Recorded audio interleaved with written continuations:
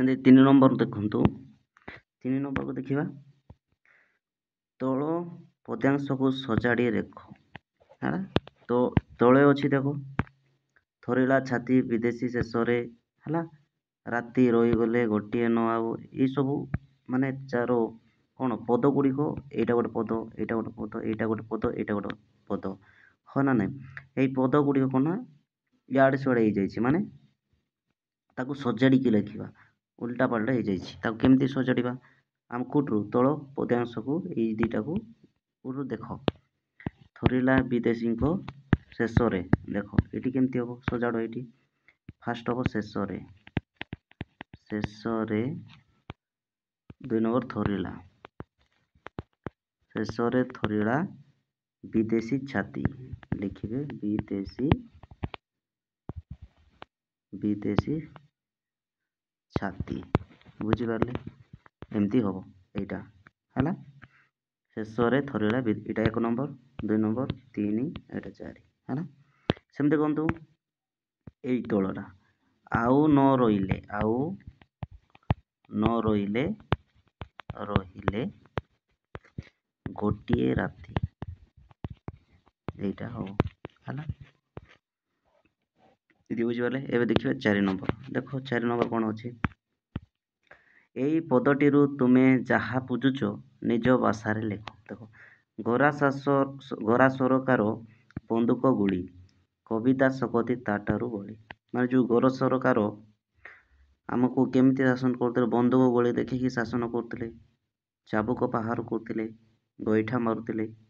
ଏଇସବୁ ବ୍ୟବହାର କ'ଣ ଆମର ଭାରତୀୟମାନଙ୍କୁ କ'ଣ ବ୍ୟବହାର କରୁଥିଲେ ଏଇଭଳିଆ, ହଁ ନା ନାହିଁ? କବିତା ତାଠାରୁ ବଳି ହୁଏ, ମାନେ ଯେଉଁ ତାପରେ ବୀର କିଶୋର ତାର ମନକୁ ଅଥିର କଲା, ଏସବୁ ମାନେ ସହ୍ୟ କରିପାରିଲେ ନାହିଁ, ତ ଗୋଟିଏ କବିତା ଲେଖିଲେ। ସେ କବିତାକୁ ପଢ଼ି ସମସ୍ତେ କ'ଣ ନା ସମସ୍ତଙ୍କର ସାହସ ଆସିଲା। ତ ଏଇଭଳିଆ ଲୋକମାନେ ଏକଜୁଟ ହେଇକି ଯେଉଁ ଛୋଟ ଛୋଟ ପିଲା ମଧ୍ୟ ବାନର ସେନା କଲେ। ତ ବୁଝିପାରିଲେ? ଏମିତି ସେଥିପାଇଁ କବିତା ମଧ୍ୟ ତାଠାରୁ କ'ଣ ବନ୍ଧୁକ ଠାରୁ ମଧ୍ୟ ଶକ୍ତି, ମାନେ କ'ଣ କବିତା ଶକ୍ତି ତାଠାରୁ ବଳି, ମାନେ ଆହୁରି ଅଧିକ କ'ଣ ହେଇଗଲେ, ସମସ୍ତେ ଏକଜୁଟ ହେଇକି ଆମର ଇଂରେଜମାନଙ୍କୁ ଆମ ଦେଶରୁ ତଡ଼ି ଦେଇଥିଲେ, ହେଲା। ତ ଏଇ ନିଜ ଭାଷାରେ ଲେଖିବେ ଏମିତି, ହେଲା।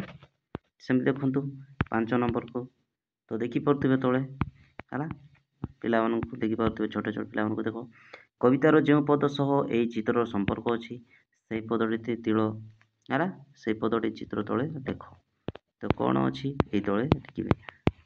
କବିତା ଦେଖିବେ କ'ଣ ଅଛି, ଦେଖ ଏଇଠି, এইটাକୁ ଦେଖ, ଅଛି ନା ନାହିଁ? ସାଜିଲେ ପିଲାଏ ବାନର ସେନା, ବାହାରିଲେ ଧରି ତ୍ରିଙ୍ଗନା ବାନା, ହେଲା, ଏଇସବୁ, ହେଲା। ତ ସମସ୍ତ ପିଲା କ'ଣ କଲେ ନା ଗୋଟେ ବାନର ସେନା କରି ସମସ୍ତେ ତ୍ରିରଙ୍ଗା ବାନା ଧରିକି କ'ଣ ଆମର ଇଂରେଜମାନଙ୍କୁ ଆମ ଦେଶରୁ ତଡ଼ିବା ପାଇଁ ସମସ୍ତେ ବାହାରିଥିଲେ, ହେଲା। ତ ଲେଖିବେ ଏଇଟା, ହେଲା। ସେମିତି ଦେଖନ୍ତୁ, ନିଜ ଅଞ୍ଚଳରେ ସ୍ୱାଧୀନତା ସଂଗ୍ରାମୀମାନଙ୍କର ଏକ ତାଲିକା ପ୍ରସ୍ତୁତ କରିକି ଲେଖିବ, ହେଲା। ନିଜ ଅଞ୍ଚଳର ଯେଉଁ ସ୍ୱାଧୀନତା ସଂଗ୍ରାମୀ ଯେଉଁ ଇଂରେଜମାନଙ୍କୁ ଲଢ଼େଇ କରୁଥିଲେ ସେମାନଙ୍କ ନାଁ ଲେଖିବେ, ହେଲା। ଯେମିତିକି ଲକ୍ଷ୍ମଣ ନାୟକ, ହେଲା, ଲକ୍ଷ୍ମଣ ନାୟକ ଅଛି, ହେଲା, ବିର୍ସା ମୁଣ୍ଡା, ହେଲା। ଏମିତି ଆପଣଙ୍କ ଏରିଆରେ ସୁଭାଷ ଚନ୍ଦ୍ର ବୋଷ, ମହାତ୍ମା ଗାନ୍ଧୀ, ହେଲା, ଆପଣଙ୍କ ଏରିଆରେ ଯେଉଁ ମାନେ ଅଞ୍ଚଳ ଏରିଆ ମାନଙ୍କୁ କିଏ କିଏ ଲଢ଼େଇ କରୁଥିଲେ, ତ ତାଙ୍କ ନାଁ ଲେଖିବାକୁ ହେଇଛି, ହେଲା। ଲେଖିବେ। 7 ନମ୍ବରକୁ ଦେଖ, ଗୋରା ସରକାରଙ୍କ ବିରୋଧରେ ଲୋକଙ୍କୁ ଏକଜୁଟ କରିବା ପାଇଁ ଆଉ ଯେଉଁମାନେ କବିତା ଲେଖୁଥିଲେ ସେମାନଙ୍କର ନାମ ଲେଖ। ଯେମିତିକି ଦେଖନ୍ତୁ ବୀର କିଶୋର ରାୟ, ହେଲା, ସେ କ'ଣ ଗୀତ ଲେଖୁଥିଲେ, ପ୍ଲସ୍ ସେମାନଙ୍କୁ ଇଂରେଜମାନଙ୍କୁ ଲଢ଼ିବା ପାଇଁ ସାହାଯ୍ୟ କରୁଥିଲେ, ଫକୀରମୋହନ ସେନାପତି ଭଳି। ଏମିତି କେତୋଟି ଆପଣ ଲେଖିବେ, ହେଲା। ସେମିତି ଦେଖନ୍ତୁ 8 ନମ୍ବରକୁ ଦେଖ, ଆସରେ ଆସରେ ଭଉଣୀ ଭାଇ, ଶୋଷଣ କୋଷଣ ସହିବା ନାହିଁ, ଗୋଳା ବାରୁଦକୁ ନକରି ଭୟ, ଗାଇଯିବା ଦେଶ ମାୟାର ଜୟ।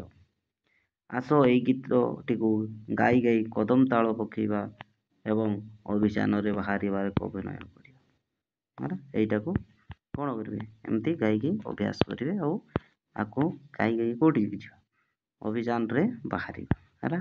ଲୋକମାନଙ୍କୁ ଏକଜୁଟ କରିବା ଲୋକମାନଙ୍କୁ ଏଇଟା ପହଞ୍ଚାଇବା ଯେ ତାଙ୍କେ ମଧ୍ୟ ଜାଣିପାରିବେ। ଦେଖ 9 ନମ୍ବର, ଯେପରି ଶକତର ଗଦ୍ୟ ରୂପ ହେଉଛି ଶକ୍ତ, ସେହିପରି ତଳ ଶବ୍ଦ ଗୁଡ଼ିକୁ ଗଦ୍ୟ ରୂପ କ'ଣ ହବ ଲେଖ। ଯେମିତିକି ଆରବ ରକ୍ତ, ଆରବ ଭକତରୁ ଭକ୍ତ, ତବଦରୁ ତପ୍ତ ହେଲା ତ ଲେଖିବେ। ଦେଖ 10 ନମ୍ବରକୁ ଦେଖ, ଯେପରି ଅର୍ଥ ଦୃଷ୍ଟିରୁ ଆସ୍ତେକୁ ଧୀରେ ସହିତ ସଂଯୋଗ କରାଇଛି।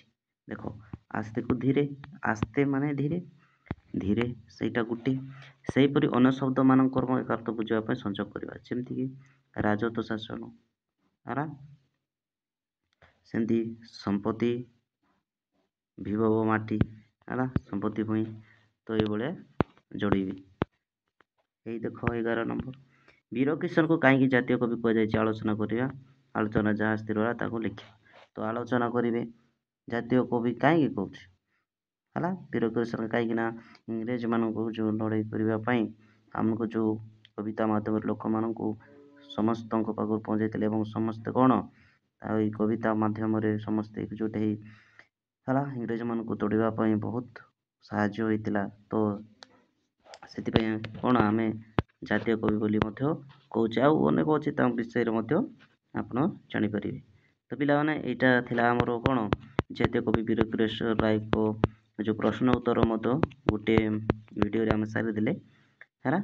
ତ ନେକ୍ସଟ ଆମେ ଆଉ ଏକ ଭିଡ଼ିଓରେ ଦେଖିବା ଆଉ ଗୋଟେ ପାଠକୁ ଦେଖିବା ଯେଉଁଟାକି ଅନେକ ଫୁଲର ମାଳଟିଏ ଅଛି, ତ ସେଇଟା ପରେ ଆମେ ପଢ଼ିବା ହଁ।